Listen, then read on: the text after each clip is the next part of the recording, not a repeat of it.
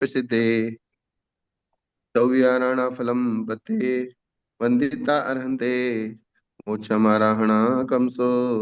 जय बोलिए अनंतानंद परम सिद्ध भगवान की जय।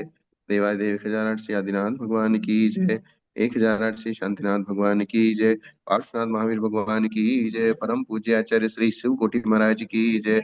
आचार्य श्री कुलदीप सागर जी कनक नंदी जी पद्म नंदी जी महाराज की। जिनवाणी माता की जय। श्रीमद जैन धर्म की। शाश्वत तीर्थराज विराजमान आचार्य भगवान श्री वैराग्यनंद जी महामंदिराज की जय। आचार्य संघ की जय। गुरुदेव आपके श्री चरणों में हम सभी स्वाध्यायी बारंबार योग शुद्धि पूर्वक नमस्ते करते हैं और आपसे विनती करते हैं कि कृपया हमारा रत्नत्रय, हमारा शील, हमारा चारित्र उज्जवल हो, इसलिए हमें देशना दीजिए गुरुदेव। नमोस्तु नमोस्तु नमोस्तु भगवान। पेज नंबर 75 है शायद। 75, जिस सम्यक दर्शनादि से वो पैराग्राफ। हाँ ठीक ठीक ठीक। अब क्या हुआ, हमने गुरुदेव, जो चर्चा की थी उस चर्चा का पूरा एक तरीके से कैलकुलेशन हो गया। हाँ, क्योंकि ये अलग अलग तरीके से हो गया, मतलब ये और ये भी बात हाँ अच्छी हुई। और एक मतलब जो डॉक्टर की जगह पर हमारे लिए 3 डॉक्टर जो मान्य है, वो सब सब डॉक्टरों ने कर लिया, ये भी महत्वपूर्ण है हमारे लिए। हाँ तो क्या होता है, कोई भी चीज को अगर धीरे से शांति से लेंगे ना तो चीज समझ में आ जाएगी। जी जी जी हाँ। जिस सम्यक दर्शन आदि या गुप्ती आदि रूप अन्य परिणाम से जी। गुरुदेव मिथ्या ये दर्शन।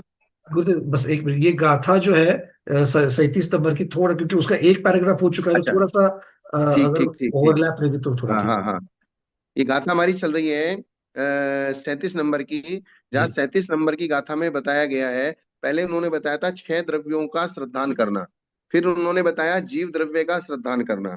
फिर विशेष रूप से फिर अब ये बता रहे हैं कि आश्रव, संवर, निर्जरा, बंध, मोक्ष, पुण्य, पाप, इन सातों पदार्थों का भी उसी प्रकार से जिनेन्द्र भगवान की आज्ञा के द्वारा श्रद्धान करना।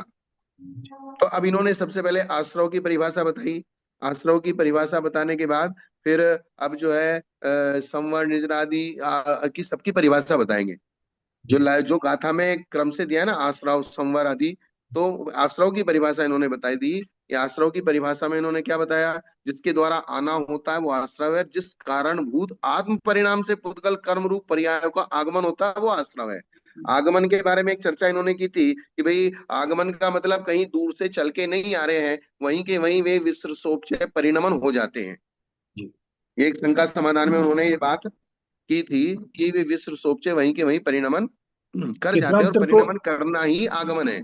क्षेत्रांतर को रूल आउट कर दिया था वहां पर। हाँ, क्षेत्रांतरा को रूल आउट किया। जैसे पेड़ पे फल आ गया,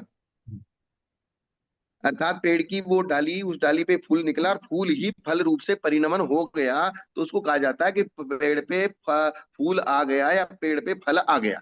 जी ये बात थी। अब संवर की बात करेंगे, क्योंकि इनको श्रद्धान करना है, तो श्रद्धान करने के लिए जाने बिना श्रद्धान होता नहीं है। जाने बिना श्रद्धा नहीं होगा, बिल्कुल। श्रद्धान होगा नहीं। तो हमारी जानने की जो कैपेसिटी है वो क्षयोपशमिक है। तो जितनी क्षयोपशम से हम जानने की कैपेसिटी को कर सकते हैं उतना हम जान लेते हैं, और जो जान नहीं सकते हैं उसको आज्ञा के ऊपर छोड़ देते हैं। जी ये हमारा वर्तमान का सिस्टम है।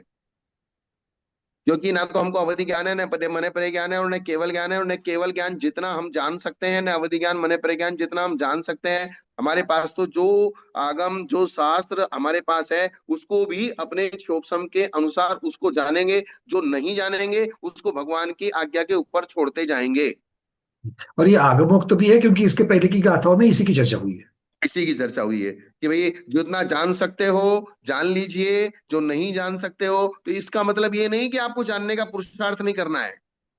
जी इसका मतलब ये नहीं कि भाई, तो इसलिए तो फिर कोई आदमी अगर ये कहे कि भाई ठीक है मैं तो सारा ही भगवान के ऊपर छोड़ देता हूँ, वो प्रमाद है। जी, उसकी भी यहाँ पर अपेक्षा नहीं है। उसकी यहाँ पर अपेक्षा नहीं है कि आपको जितना जानने का पुरुषार्थ कर सकते हो उसके लिए, नहीं तो अभीक्षण ज्ञानोपयोग जो भावना बताई है, निरंतर स्वाध्याय बताई है, 4 टाइम स्वाध्याय बताई है, और वाचना, प्रश्न, अनुप्रेक्षा, न्याय, धर्मोपदेश, ये स्वाध्याय के 5 भेद बताए हैं, तो ये व्यर्थ हो जाएंगे फिर। बनेंगे ही नहीं फिर तो। हाँ, क्योंकि आपको आपका अगर मन का क्षोभ समय, मन का मन की विशेषता है, और आप जानने की कोशिश कर रहे हैं, तो इसका मतलब आपकी रुचि को दर्शाता है, और रुचि का नाम ही सम्यक दर्शन है। जी जी जी, बिल्कुल, रुचि और श्रद्धा। अगर आप रुचि नहीं दिखाएंगे अगर आप देव में, शास्त्र में और गुरु में, देव में, शास्त्र में और गुरु में विपरीत श्रद्धान करना अलग बात है, लेकिन रुचि दिखाना। हाँ, रुचि नहीं दिखाएंगे तो अश्रद्धान कहा उन्होंने उसको। हाँ, तो रुचि नहीं दिखाने का मतलब भी अश्रद्धानी है। जी। जिस सम्यक दर्शन आदि या गुप्ति आदि रूप अन्य परिणाम से मिथ्या दर्शन आदि रूप आदि परिणाम संव्रियते, रोका जाता है। क्या किया जाता है? रोका जाता है, उसका नाम संवर है। सम्यक दर्शन आदि परिणाम से, गुप्ति आदि रूप परिणाम से, या अन्य और बहुत सारे परिणाम हैं। जो संवर के भी 57 भेद है ना, जी जी, आश्रव की अपेक्षा जो बन जाते हैं। आश्रव के 57 भेद है और संवर के भी। 57, क्योंकि उन्हीं को रोकना संवर हो जाएगा। उन्हीं को रोकना संवर है। तो उन 57 आदि आदि लिखते हैं ना, तो आदि का मतलब उन सब परिणामों से किसको रोकना है? मिथ्या दर्शन आदि परिणामों को संव्रियते, रोका जाता है। सम्यक दर्शन रूप परिणाम रहेगा तो मिथ्या तो परिणाम नहीं होगा, क्षमा रूप परिणाम रहेगा तो क्रोध रूप परिणाम नहीं होगा, मार्दव रूप परिणाम रहेगा तो मान रूप परिणाम नहीं होगा। अर्थात क्रोध ने, क्षमा ने क्रोध को रोक दिया, प्रवृत्ति को निवृत्ति ने रोक दिया। जैसे गुप्ती है, गुप्ती क्या है? निवृत्ति रूप है। समिति क्या है? प्रवृत्ति रूप है। जी। तो मिथ्या दर्शन आदि परिणाम संव्रियते, रोका जाता है, वो संवर है। जिसके द्वारा निर्जीर्यते, निर्जन किया जाता है, अथवा निर्जरण को निर्जरा कहते हैं। जिस परिणति से आत्मा के प्रदेशों में स्थित कर्म हटाए जाते हैं, ऐसी परिणति, ऐसी परिणति, ऐसा परिणमन कि आत्मा के प्रदेशों में जो दूध और पानी की तरह एक में हुए कर्म लिपटे हुए हैं, वे कर्म वहां से अलग हो जाएं, वो परिणति, वो परिणति निर्जरा है। तो ये भाव निर्जरा और द्रव्य निर्जरा की अपेक्षा से है। हाँ, तो भाव निर्जरा पहले वो परिणति बनेगी, और परिणति से फिर वो कर्म हटेंगे, तो कर्म हटना ये द्रव्य निर्जरा, और जी परिणति बनना ये भाव निर्जरा। जी तो कर्मों के निर्जरण अर्थात पृथक होने को अथवा विश्लेषण होने को निर्जरा कहते हैं। जिसके द्वारा मोक्षते अर्थात छूटते हैं, अर्थात मोक्षण मात्र को मोक्ष कहते हैं। क्षायिक ज्ञान, क्षायिक दर्शन, यथा क्या चारित्र नामक जिस परिणाम से समस्त कर्म छूट जाते हैं, वो मोक्ष है। तो कर्मों का छूटना और परिणामों से छूटना, अर्थात आप अपने परिणामों से राग रूपी बंधन को आपने छोड़ दिया, राग को छोड़ दिया कि मतलब आपने राग रूपी बंधन को छोड़ दिया, तो कर्म भी छूट जाएंगे। जी। पहले आप परिणामों से छूटेंगे, बाद में आप द्रव्य से छूटेंगे। बिल्कुल, कारण में तो भाव ही आएंगे तब जाकर के द्रव्य का। हाँ, क्योंकि कोई भी हाँ, नक्शा बिल्डिंग बनती है, पहले मन में बनती है, फिर कागज पे बनती है, फिर जमीन पे बनती है। जी जी। मन में विचार आए बिना वो कागज पे नहीं आती, और कागज पे आए बिना जमीन पे नहीं आती। इसलिए क्रम भी बना, समरंभ आरंभ, समरंभ समारंभ आरंभ, ये क्रम भी हाँ उसी हाँ, की होगा। ये चीज आत्मा के जिस परिणाम से कारण द्रव्य बध्यंते परतंत्र किया जाता है, वो बंध है। अथवा जिस स्थिति रूप परिणत हुए कर्म के द्वारा आत्मा बध्यते अर्थात पराधीनता को प्राप्त होता है, वो कर्म बंध है। इष्ट को प्राप्त कराने वाले को पुण्य कहते हैं, और अनिष्ट को प्राप्त कराने वाले को पाप कहते हैं। ये पुण्य पाप की परिभाषा। जी।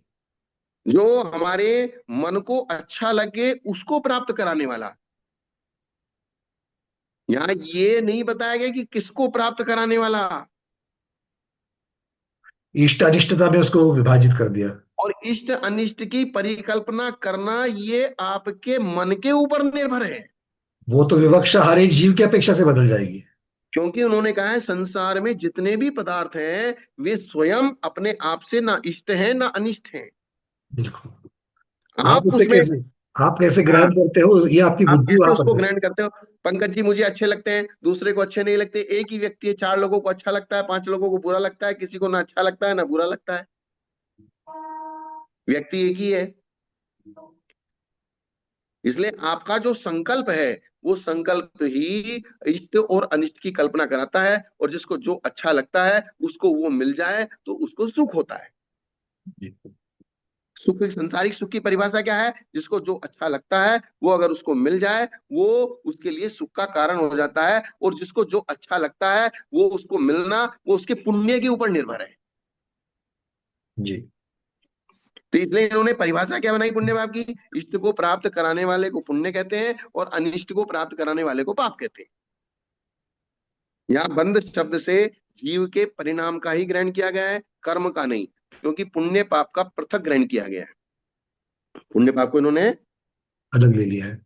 अलग से ले लिया है। तो जीव का जो परिणाम है वही बंध है, जीव का जो परिणाम है वही आश्रव है। परिणाम को ही संवर कहते हैं, परिणाम को ही निर्जरा कहते हैं और परिणाम को ही मोक्ष कहते हैं। बाकी की प्रक्रिया तो अपने आप हो जाएगी। आप जी। तो परिणामों के ऊपर ध्यान दीजिए। हमारा पुरुषार्थ किसके ऊपर है? परिणामों के ऊपर। हाँ, परिणामों को संभालना है हमको। आत्मा में से कर्म निकल रहे हैं नहीं निकल रहे हैं, आने बंद हुए नहीं हुए, संवर हो रहा है कि नहीं हो रहा है, ये देखना हमारा काम नहीं है, और वो हमको दिखेगा भी नहीं। कार्य अनुरूप पुरुषार्थ हम करते रहेंगे तो कार्य हो ही जाएगा। हाँ, तो हमको तो सिर्फ अपने आगम में जो व्यवस्था बताई है कि आप अपने परिणामों के ऊपर कंट्रोल कीजिए। आपके परिणाम के ऊपर कंट्रोल हो गया तो आपका आश्रव संवर बंध निर्जरा सारी व्यवस्था सद जाएगी। जी। क्योंकि कारण अगर आपने पकड़ लिया तो कार्य, जड़ पकड़ ली तो पेड़ तो अपने आप खत्म हो जाएगा। जी। शंका, उक्त परिणाम से तो आश्रव आदि का अंतर्भाव जीव और पुद्गल में ही होता है। भाई ये आपने कहा परिणाम, तो परिणाम किसका होता है? जीव का या पुद्गल का? तथा जीव और पुद्गल के श्रद्धान का पहले कथन कर दिया गया है। फिर इस गाथा सूत्र के कहने की क्या आवश्यकता थी? भाई आपने कहा आश्रव वो भी परिणाम है, बंध वो भी परिणाम है, संवर वो भी परिणाम है, निर्जरा वो भी परिणाम है, और मोक्ष वो भी परिणाम है। तो जब परिणाम है और परिणाम जीव का हिस्सा है, परिणाम किसका हिस्सा है? जीव का और जीव द्रव्य के बारे में तो बोल दिया आपने। तो जीव द्रव्य के बारे में आपने बोल दिया, तो फिर ये सब इतना आश्रव बंध संवर निर्जरा मोक्ष सब कहने की क्या आवश्यकता थी? यह दोष ठीक नहीं है। आगम के वचनों में शिष्य के अभिप्राय नाना होने से उपदेशों में भेद हो जाता है। समझाने का तरीका, समझाने की जो लैंग्वेज है, वो जैसा शिष्यों का अभिप्राय होता है समझने का, उस अनुसार हमारा समझाने की भी लैंग्वेज चेंज हो जाती है। विषय वस्तु द्रव्य प्रेम प्रमेय वो का वही रहता है, लेकिन सामने वाला किस प्रकार से समझना चाहता है, या उसने कितना समझ लिया या कितना नहीं समझा है, क्या बाकी रह गया है, उस विवक्षा से समझाने में अलग अलग प्रकार के भेद भंग बन जाएंगे। जी। ठीक है ना? आगम के वचनों में शिष्यों के अभिप्राय, किसके अभिप्राय? शिष्यों के। शिष्यों के अभिप्राय नाना प्रकार के होने से उपदेश में भेद हो जाता है। अर्थात वक्त सुनने वाले के अभिप्राय के कारण से वक्ता का भी जो उपदेश देने का तरीका है वो बदल जाता है। वही सात तत्वों का उपदेश आप सामने बैठे हैं तो हम एक अलग प्रकार से बात करेंगे, और सामान्य श्रावक आके बैठेगा, उन्हीं सात तत्वों को ही समझा रहे हैं कि एक अलग प्रकार से समझाएंगे। कोई और बड़ा विद्वान आ गया, उसके साथ चर्चा करेंगे तो कुछ और अलग प्रकार से करेंगे। जी। जी। वही सात तत्वों की बात रहेगी, लेकिन सात तत्वों की बात भी अलग अलग लोगों के सामने, अलग अलग अभिप्राय वालों के सामने अलग अलग प्रकार से की जाएगी। इसलिए वो सारी विवक्षाएं दिखाने के लिए, वो अलग अलग अभिप्राय दिखाने के लिए, भले ही वो जीव और पुद्गल का ही में ही अंतर्भाव हो जाता है, फिर भी आश्रव बंध संवर को अलग अलग दिखाया गया है। यहाँ पर विस्तार प्रिय शिष्य है, इसलिए विस्तार प्रिय की अपेक्षा से बताया है, इस ये उनको कहना है। कह सकते हैं कोई जीव और खाली एक परिणाम शब्द कहने में ही समझ जाता है तो उसको कुछ भी खुलासा नहीं किया जाए, सिर्फ अपने परिणामों को संभालो, ठीक है परिणामों को संभालो, बात खत्म हुई। उसको ना आश्रव बंध संवर निर्जरा मोक्ष कुछ भी समझाने की आवश्यकता नहीं है।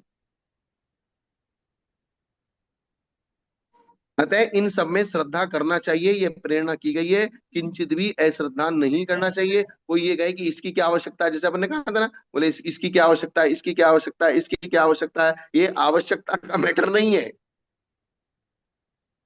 शास्त्र लिखा जाता है, शास्त्र त्रैकालिक होता है, और त्रैकालिक में नाना प्रकार के शिष्य होते हैं। उन सबके शिष्य, जैसे कभी कभी अपने को लगता है यार ये सब्जेक्ट तो कह दिया, फिर बार बार इसी को कह रहे हैं, ये कह दिया फिर इसको कह रहे हैं, तो सुनने वाले सिर्फ हम और तुम नहीं है।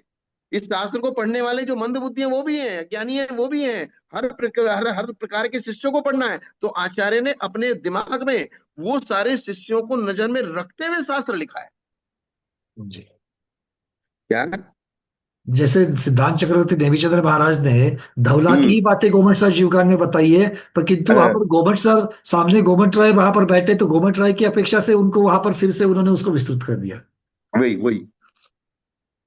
तो इसलिए कितना भी शास्त्र का विस्तार किया गया हो, कोई शंका समाधान करके बोले इसकी क्या आवश्यकता है और इसकी क्या आवश्यकता है, शंका किस प्रकार से ऐसी है ये शंका को आप देखो, उक्त परिणाम से तो आश्रववादी का अंतर्भाव जीव पुद्गल में हो जाता है। तो जब जीव पुद्गल में हो जाता है और जीव पुद्गल का पहले आपने कथन कर ही दिया है, फिर ये आश्रव बंध समझना कहने की क्या आवश्यकता है। मतलब वो ये कह रहे हैं कि इस सब्जेक्ट को कहने की क्या आवश्यकता है, इसको कहने की क्या आवश्यकता है, ये इसमें हो गया, ये अरे तुम बुद्धिमान हो, तुम्हारे लिए आवश्यकता नहीं है, लेकिन जो कम बुद्धि वाले हैं या जिनको समझाना सही सही तरीके से है, जिनके अभिप्राय इस प्रकार के, उनको समझाना पड़ेगा। और इसलिए कभी कभी जो ज्यादा बुद्धिमान शिष्य होते हैं और उसी सभा में अगर कम बुद्धिमान शिष्य होते हैं, जैसे हम उन कभी कभी उन कम बुद्धिमान शिष्य को लक्ष्य में रख के बात को बार बार रिपीट करके उनको समझाने की कोशिश कर रहे हैं, तो जो ज्यादा बुद्धिमान होते हैं उनको और लगने लगता है। बताइए। होने लगता है जी बताइए, ऐसे इस ये प्रकार तो से ये होता हमने है। हमने तो समझ लिया है, बार बार बार बार बार बार इसी चर्चा, तो वो खुद फिर उसमें अरुचि दिखाना चालू करते हैं। आपको अरुचि नहीं दिखानी है, यही ये शंका समाधान आप बहुत बारीकी से समझिए कि शंका समाधान क्या कह रहा है। अरुचि दिखाते ही अश्रद्धान हो जाए। हाँ, आपको अरुचि नहीं दिखानी, आपको कोई बात नहीं, अगर नमोकार मंत्र पढ़ रहे हैं, 1000 बार पढ़ रहे हैं, 10,000 बार पढ़ रहे हैं, लाख बार पढ़ रहे हैं, नमो रिंताणम नमो रिंताणम नमो रिंताणम। एक राजा ने कैलाश पर्वत पे आदिनाथ भगवान को 8,000 बार नमस्कार किया एक ही दिन में। जी। कितनी बार? 8,000 बार। आठ, वो खड़े होके बैठ के, जैसे कोई दंड बैठक लगाता है ना, तो इस प्रकार से उन्होंने 8,000 बार, और जैसे ही 8,000वां बार उनकी विशुद्धि इतनी बड़ी, उसी क्षण उनको अवधि ज्ञान हो गया। तो बोले एक बार कर ले, बहुत सारे लोग कहते हैं कि बोले एक मंदिर के दर्शन कर लिए, एक प्रतिमा के दर्शन कर लिए, सब जगह प्रतिमा प्रतिमा ही तो है, मंदिर मंदिर ही तो है, बार बार क्या दर्शन करना है, ऐसे लोग कहते हैं। जी। बोले हो गया ना ये विषय, बार बार इसी को क्या घसीटना है। तो आप किसी भी प्रकार से कितनी भी बार हो जाए और कितनी भी किसी भी प्रकार से हो जाए, लेकिन कितने भी मंदिर हो और कितनी भी प्रतिमाएं हो और कितनी भी बार भी करना पड़े और कितनी बार भी हम उसको बार बार रिपीट करके सुने, लेकिन आप उसमें अश्रद्धा अरुचि नहीं दिखाना। परिस्थिति भी इस प्रकार से होती, जैसे एक दृष्टांत ले लेके, अगर एक माँ अपने बेटे को बाजार भेज रही है और उसने पहले तो समझाया कि ये सब चीजें आपको लानी है, तो हम्म। फल सब्जी भी लानी है, पत्ता सब्जी भी लानी है, सब लानी है, किंतु आप भेजते वक्त उसके दिमाग में ये है कि इसमें से कुछ छूट ना जावे, इसलिए वो हर एक का वापस दाम बता रही कि ये भी लाओ, ये भी लाओ, ये भी लाओ, ये भी लाओ, डिटेल्स में बता रही है। तो और वो फिर वो दरवाजे तक चला जाता है, फिर उसको आवाज लगी, देख ध्यान रखना, पूरा ना सामान लाना। बिल्कुल, तो उसमें सावधानता बरतने के लिए है कि इसमें से चूक ना हो जाए, ये इसका कारण है। और चूंकि बार बार किसी सब्जेक्ट का अगर प्ररूपण किया जाता है, क्योंकि विवक्षाएं हमारे पास में बहुत सारी हैं, अनेक बार प्ररूपणा से उसकी हो सकता है पहली बार जो विवक्षा समझ में नहीं आई हो, सेम उसी सब्जेक्ट को दूसरी बार जब हम प्ररूपण करते हैं तो ज्ञानावरणी कर्म का क्षोभ सम बढ़ता है और एक नई विवक्षा समझ में आ सकती है। जी बिल्कुल। क्या हो सकता है? ज्ञानावानी कर्म की क्षय होकर के और एक नई विवक्षा, मतलब बुद्धि और बढ़ेगी, सीधा सीधा बात हाँ, ये है। मतलब उसी लाइन को पढ़ा था आपने पहली बार तो एक अलग विवक्षा समझ में आई, फिर दूसरी बार उसी लाइन को पढ़ा तो एक अलग विवक्षा समझ में आई, तीसरी बार पढ़ा और आपका क्या नाम है का क्षोभ बढ़ा, एक अलग विवक्षा समझ में आई। इसलिए सबसे पहले अपने दिमाग और दिल में ये अच्छी तरीके से दिमाग को डायरेक्शन और ये निर्देश दे दीजिए कि जो भी जहां भी देव शास्त्र गुरु की बात चल रही है वो ओल्ड नहीं है, वो हमने चाहे 1000 बार सुनी है, लेकिन हमको बार बार सुनना है। तो कल का ही उदाहरण या आज का उदाहरण ले लीजिए, ये सर्वात सिद्धि 11 महीने तक हम सब लोगों ने उसकी वांछना की है, सर्वात सिद्धि की, घोट हाँ, चोट करके, बिल्कुल 2,000 पन्नों की तो उसकी पीडीएफ बन गई थी। तो फिर भी हाँ, आज ये जो नया मसला यहाँ पर सामने, एक नई चीज हमको मिल गई, एक विवक्षा हाँ, मिल गई, तो उससे ज्ञानावनी कर्म का क्षय भी होगी। और एक बार बस ये सुनिए। चीज। तो इसलिए बहुत सारी चीजें कभी कभी तो मैं यहाँ जैसे स्वाध्याय करता जाता हूँ तो मुझे भी जो अलग से समझ में नहीं आती, स्वाध्याय करते करते वो चीज क्लिक होती है। जी जी भी बहुत बार ऐसा होता है। हाँ। तो ये जो शंका समाधान है ये बहुत महत्वपूर्ण है। यहाँ इस शंका समाधान में आपको ये बताया जा रहा है, क्योंकि इन्होंने पहले ही बता दिया कि अरुचि का नाम श्रद्धान है, आप अरुचि मत दिखाइए। तो गुरुदेव, भगवान की ये होता है, बहुत बार होता है कि आप लोग शास्त्र पढ़ते वक्त भी अगर बात आ रही है तो अरे वही वही बात है, वही वही बात है करके हम वही उसको वही स्किप बात है, वही करके वही आगे बात है, चले जाते हैं। हाँ, लोग उठ के चले जाते हैं। बिल्कुल स्किप होता था वो। पूजा हो रहा है, अभिषेक हो रहा है, रोज ही होता है अभिषेक, रोज ही ऊपर से नीचे तक पानी डालते हैं, एक ही बात है, एक बार देख लिया, दो बार देख लिया, कितनी बार देखने का। हो गया श्रद्धा। हाँ, वो बस वो अरुचि। इतने मात्र भाव होने से अरुचि हो गई। हाँ, और रोज रोज खाना खाते हैं, रोज रोज बदल बदल के खाते हैं, वही पेट है, तो फिर उसको रोज अलग अलग क्यों चाहिए। सही बात है। विषय भोग वो का वही है, वही तुम्हारी पत्नी है, वही तुम्हारे विषय भोग है, वही तुम्हारे घर का टीवी है, वही बेड है, वही कमरा है, रोज रोज वही है। वहां श्रद्धा नहीं हो रहा, वहां रुचि नहीं हो वहां रही। वहां अरुचि नहीं होती है। लेकिन यहाँ एक बात को तीसरी बार सुन ले, दूसरी बार सुन ले, तो अरुचि हो जाती है। इसलिए आगम के शिष्यों के अभिप्राय से नाना होने से उपदेश में भेद होता है, अतः इन सब में श्रद्धा करना चाहिए, ये प्रेरणा की गई है। किंचित भी अरुचि नहीं होना चाहिए। या अश्रद्धान को आप क्या पढ़ो। अरुचि पढ़ना भी यहाँ पर। हाँ, अब यहाँ पे इसको ऊपर की परिभाषा के अनुसार किंचित भी अरुचि नहीं करना चाहिए। जब बहुत पर श्रद्धा है तब क्या थोड़े से अश्रद्धान से मिथ्या दृष्टिपना होता है, ऐसी शंका नहीं करना चाहिए कहते हैं। यानी कि हमको बहुत बड़े पाठ के ऊपर श्रद्धा है, कोई थोड़ा सा बिना श्रद्धा वाला भी रह गया, तो बोले वो थोड़ा सा भी अगर रह गया ना, वो थोड़ा सा ही आपके जो बहुत सारा किया है ना, वो भी बेकार हो जाएगा। यह धरे पर पानी आ जाएगी। हाँ, पद्मक्षरम च एकम बीजोणे रोचेदि सुत्तनि दिठम शेषम रोचंतो व्यूमिच्छा दिट्ठी मुने अब।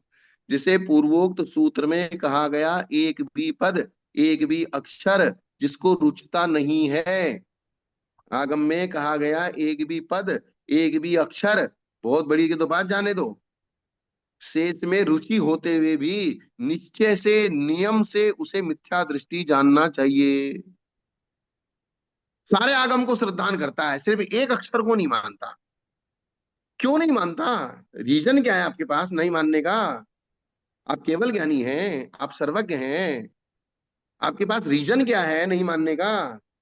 आपको मानना ही चाहिए और मानना ही पड़ेगा।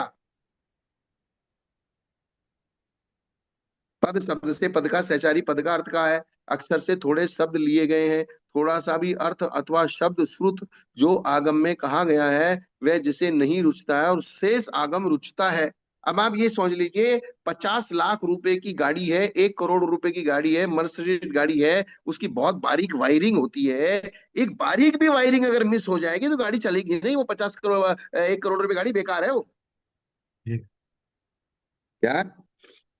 जी हाँ, ये कहने से नहीं होगा कि भाई गाड़ी में तो 50 वायर है, उसमें से एक खराब हो गई तो क्या फर्क पड़ता है। गाड़ी खराब होती ऐसा है, फर्क क्या नहीं फर्क पड़ रहा है। पड़ता, हाँ, ऐसा तो आपकी ऐसा गाड़ी नहीं। खड़ी है वहां, वो गाड़ी आपको मंजिल पे नहीं पहुंचाएगी। वो गाड़ी खड़ी रहेगी, आपके 1 करोड़ रुपए बेकार हो जाएंगे। इसलिए 100% इज 100%, 999 भी नहीं चाहिए, 0.001 भी माइनस नहीं चाहिए। अक्षर से थोड़े शब्द लिए गए हैं, थोड़ा सा भी अर्थ अथवा शब्द श्रुत, क्योंकि थोड़ा सा भी आपकी अरुचि सीधे डायरेक्ट जिनेन्द्र भगवान के ऊपर जाती है। नहीं, मेरे दिमाग में तो ये बात नहीं उतरती, मेरे गले में तो नहीं उतरती, तुम्हारे गले में नहीं उतरती, तुम्हारे गले का क्या करे, तुम्हारे गले का इलाज कराओ। दाई ने तुम्हारे गले में हाथ अंगुली अच्छे से नहीं डाली, इसलिए तुम्हारे गले में नहीं उतरती। क्या। कितनी बहुत बड़ी बात है कि अगर आप ठीक है, आप करदान योग को जानते हो, द्रव्यान योग को जानते हो, सब कुछ आपको सब कुछ ठीक है, बस एकाध दूसरी चंदन योग की बात हो या फिर चर्या की बात हो या फिर प्रथमान योग की बात है, वो आपको अगर रुचि नहीं हो रही है, अच्छी नहीं लग रही, श्रद्धा नहीं हो रही, तो गए काम से, मिथ्या हाँ, दर्शन हो गई। तो और ऐसे तो आपको गली गली में मिल जाएंगे जो सारी सारी चीजों को मानते हैं, लेकिन मैं इसको नहीं मानता, मैं इसको नहीं मानता, मैं यही इसको नहीं भरे मानता। पड़े हैं, ऐसे ही भरे भरे पड़े पड़े हैं। हैं। इसलिए और उन्होंने कहा है। यहाँ पर हमें दूसरे की चर्चा से खुद को ऐसी चीजों से बचाना है, ये महत्वपूर्ण। हाँ, और यहाँ इसलिए उन्होंने कहा है सम्यक दृष्टि कितने, उंगलियों पे गिन लो उतने। अब ये स्पष्ट होता है इन सब चीजों से। हाँ, सम्यक दृष्टि कितने जो सिद्धांत में कहा गया ना, वे सम्यक दृष्टि कितने, उंगलियों पे गिन लो उतने, जी जी। अर्थात बहुत थोड़े, अल्प मात्रा में, क्योंकि उसके लिए पूरी शर्तें चाहिए। कोई किसी में कमजोर हो जाता, कोई किसी में कमजोर हो जाता, कोई किसी में कमजोर हो जाता, कोई किसी में कमजोर है। इसलिए जितने भी मत मतांतर बन गए ना, जैसे दिगंबर हो गए, ये श्वेतांबर हो गए, तेरहपंथी हो गए, बीसपंथी हो गए, कांजीपंथी हो गए, ये किसी ने किसी को पकड़ लिया, किसी ने किसी को पकड़ लिया, किसी ने किसी को पकड़ लिया, तो किसी ने किसी को पकड़ लिया। बात तो वही हो गई कि हमें सब तो ठीक है, बट ये हमें पसंद नहीं है, ये ये पसंद हमें है तो पसंद बन नहीं। गया तो पंथ। तुम्हारी सबसे बड़ी चीज है, तुम्हारी पसंद ना पसंद का क्या इलाज है, क्या क्या, क्या मतलब है? आपकी बिल्कुल। पसंद ना पसंद से दुनिया थोड़ी चलेगी। आपकी पसंद ना पसंद से जिनेंद्र भगवान का धर्म नहीं चलेगा, उनका शासन नहीं चलेगा। तुम्हारा द्वादशांग जिनवाणी माता तुम्हारी पसंद ना पसंद से नहीं चलेगी। और इसी पसंद, इसी चीज को समझने के लिए अनंतानुबंधी का क्षयोपशम होना जरूरी है। जी।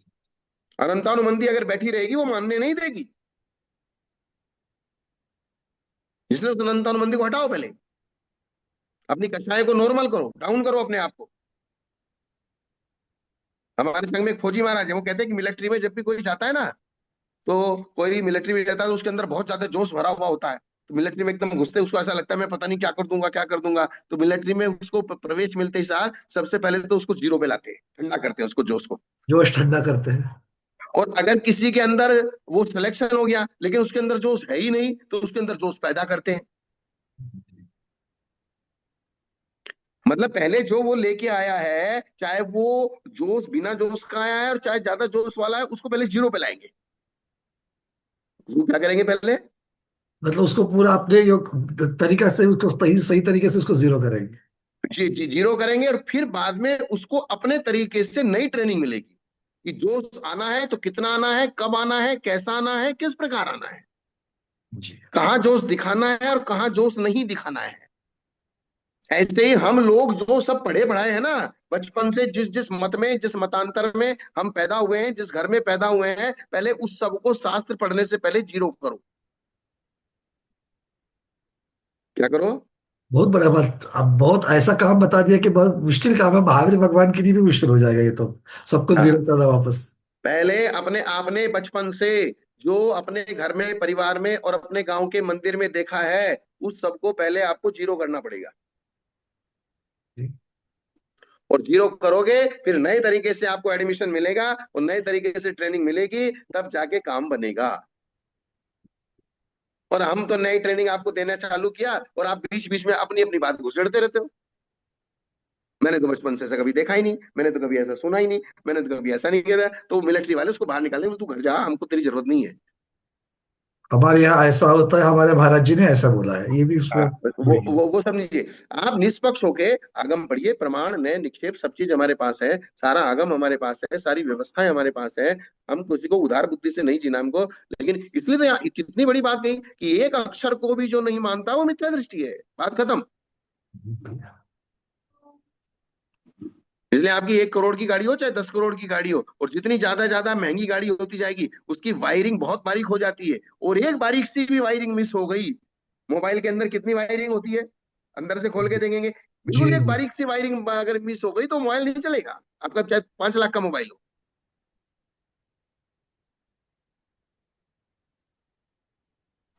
इसको बार बार चिंता न करने की आवश्यकता है। हर एक चीज का, छोटी छोटी चीज का भी महत्व है, और जो जैसा हाँ, है वैसा ही ग्रहण करना है हमको, वो हमारे हिसाब से नहीं ग्रहण करना है उसको। आपको तेल 100 रुपए लीटर में मिलता है और पानी फोकट में मिलता है, इसका मतलब पानी की कीमत नहीं है, ऐसा नहीं है। गाड़ी में इसका पानी, इसका मतलब कल तेल पीना नहीं शुरू करेंगे, पानी की जगह पानी ही लगाना पड़ेगा। पानी पानी की जगह पानी ही पीना पड़ेगा। और गाड़ी में पानी की जगह पानी डालना पड़ेगा और पेट्रोल की जगह पेट्रोल डालना पड़ेगा। जी। भले पेट्रोल आपको 100 रुपए लीटर में मिलता हो और पानी आपको फ्री में मिल जाता हो, लेकिन इसका मतलब पानी की कीमत नहीं है, ऐसा नहीं है। आपको कोई चीज आसानी से मिल गई, वो कीमत लेस है, ऐसा नहीं होता है। हर चीज की अपनी अपनी जगह पूरी कीमत है। हर चीज अपनी जगह 100% है, पानी अपनी जगह 100% है, पेट्रोल अपनी जगह 100% है।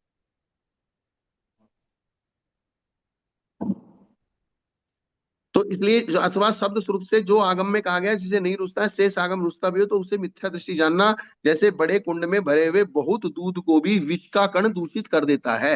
इतना भी बड़ा कुंड हो, विष का कण तो इतना विष तो नहीं डाला जाता, विष तो एक बूंद डाला जाता है। दूध तो 50 लीटर है और विष एक बूंद है, तो एक बूंद इसको खराब कर देती है। हमने गाड़ी का उदाहरण दे दिया, इन्होंने दूध का उदाहरण दे दिया। पुराने जमाने में गाड़ी नहीं थी तो इन्होंने इस प्रकार का उदाहरण दिया। सही बात है। एरोप्लेन जब दृष्टांत उड़ता है ना, दृष्टांत तो गुरुदेव उसी उसी समय के अनुसार ही चलेंगे।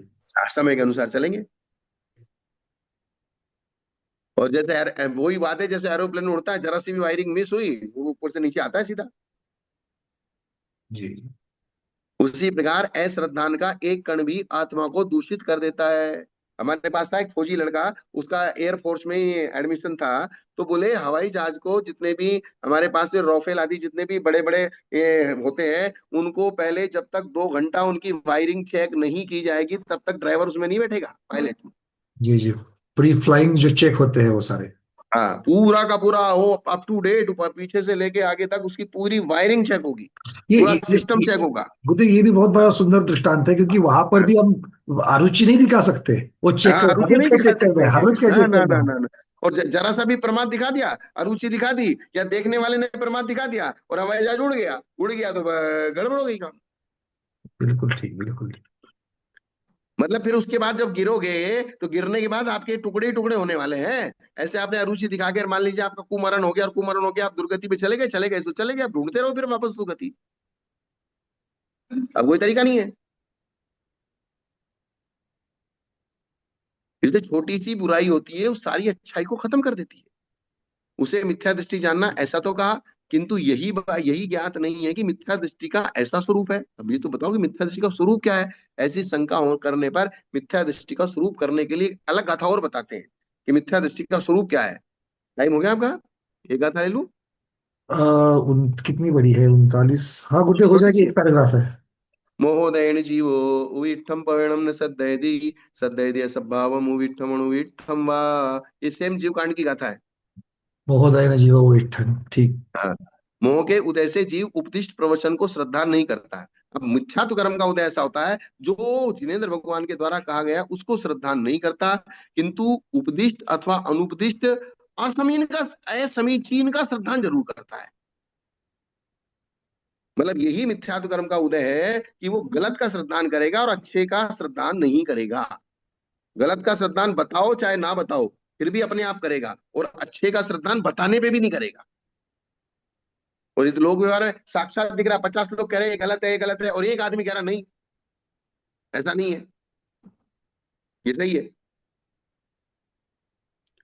सूत्र में अध्यार किया गया है, अर्थात अन्यत्र से कुछ पद लिए जा सकते हैं। अध्यार का मतलब होता है सूत्र को पूरा करने के लिए, लाइन को पूरा करने के लिए अन्यत्र से कुछ पद ले लेना। जैसे राम को 4 आम दो, रावण को भी, तो रावण को भी क्या,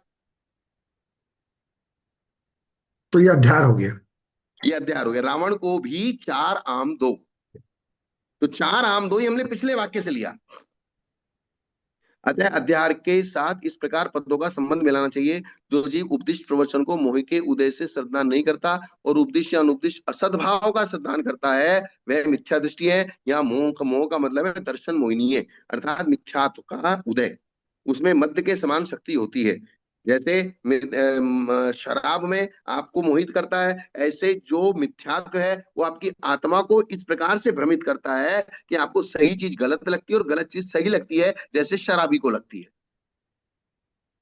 जैसे मद्य का सेवन बुद्धि को मंद और विपरीत कर देता है, बुद्धि को मंद भी करता है और विपरीत भी करता है। वही दशा इस मिथ्यात्व की होती है, जो बुद्धि को मंद भी करता है और विपरीत भी करता है, अर्थात सही चीज उसको अच्छी नहीं लगती। एक बार समझाओ, 1000 बार समझाओ, 50 बार समझाओ, 100 बार समझाओ, उसकी दशा सुधरती नहीं है। इसलिए आप ये समझ लीजिए कितनी बड़ी सावधानी है। इस सावधानी के बिना आप सोचे कि सम्यक दर्शन प्राप्त होगा, वो सब बात नहीं है। प्राप्त होने के बाद उसको संभल करके रखना बहुत बड़ी बात है। पहली बात तो प्राप्त होना मुश्किल है, बोधि की प्राप्ति मुश्किल है। प्राप्त हो गया तो उसको झेलना मुश्किल है, झेल लिया तो उसको अंतिम समय तक ले जाना मुश्किल है। अंतिम समय तक ले भी गए तो मरण समय तक वो साथ रहना और उसके साथ प्राण निकलना, ये बहुत ज्यादा मुश्किल है। और एक बार उज्जवल। मरण के समय उसके साथ प्राण निकल गए, फिर आपका बेड़ा पार है। शुरुआत में उज्जवनम उज्जवनम जो बताया, वही चीजें बस। यहाँ तक सब जगह लागू हो रही है। बस। ठीक है चलिए। ना। जी, आज के स्वाध्याय को गुरुओं के श्री चरणों में बारंबार नमोस्त वंदनामि इच्छाकार करते हुए यहीं पर समापन करते हैं। जैनम जयतु शासनम, जैनम जयतु शासनम, जैनम जयतु शासनम।